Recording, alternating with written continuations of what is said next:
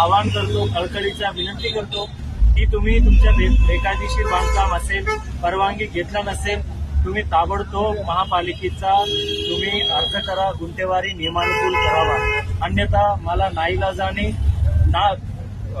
आम्ही हृदयावर दगड ठेवून तुम्हाला तोडावा लागेल.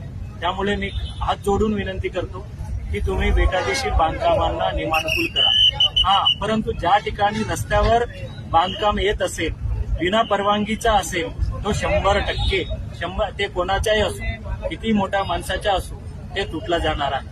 आणि ज्या ठिकाणी परवानगी घेऊन पुढे येऊन सरकला असेल, रस्त्याचा अतिक्रमण करत असेल, त्याही बांधकामं तोडलं जाणार आहे. आणि एक महत्वाचा प्रश्न लोक विचारतायत हे की लगेच रस्ता करणार आहे का?